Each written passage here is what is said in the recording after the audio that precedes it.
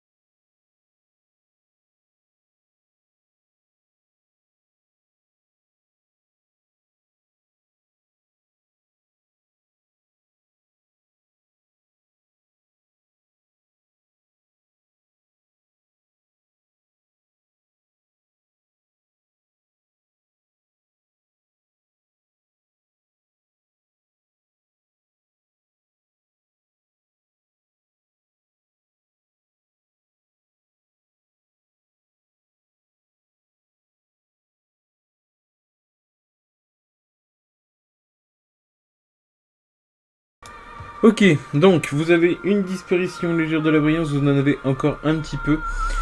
Comme j'expliquais alors que le micro était éteint, donc ça c'est lié essentiellement à l'eau qui est en séchance en dessous. Il y a encore un peu d'eau libre, là on a retiré la première pellicule d'eau libre. Mais l'idée c'est qu'il y a encore un peu d'eau sec à sécher en dessous. Et puis bah, le pigment est légèrement brillant quand même. Mais voilà, ça vous donne ça. Là je pense qu'on est bien sur cette face là, on n'est pas trop mal sur cette face là, je repasserai sûrement un coup. Et puis les autres faces, et ben, vous voyez, il y a encore pas mal de travail. Bah, je vous dis à bientôt dans la batch cave. On va laisser sécher le reste tranquillement à l'air libre, tranquillou, puisque ben, le temps me manque et donc je peux pas forcément continuer. Mais ça vous donne déjà un premier a priori sur ce que l'on peut faire et sur la couleur que ça va avoir. Donc on devrait arriver à cette teinte là. On est dessus là. Voilà, bah du coup, pas de traces de pinceau. J'en profite aussi pour vous montrer. Pas de traces de pinceau. L'avantage de sécher au sèche-cheveux d'ailleurs, hein, qui est non négligeable. N'hésitez pas bien sûr à bien passer plusieurs couches dessus, quitte à la lisser, à prendre le temps vraiment de la lisser. Prenez vraiment le temps qu'elle est légèrement pâteuse comme ça, vous tirez dessus, donc vous passez votre coup, et une fois que vous la sentez un peu pâteuse, bah vous y allez. Hein, n'hésitez pas, hein, c'est flexible, hein, le poil de martre, ou le poil de pinceau de façon générale. Ah, j'arrive pas à cadrer. Donc n'hésitez pas à vraiment écraser votre pinceau dessus, de toute façon c'est pas très grave, vous reformerez votre pointe après. Voilà, bon. Et bah du coup, à plus dans la batch cave, salut, j'ai un plein de boulot à faire moi de mon côté, donc bah à plus tard.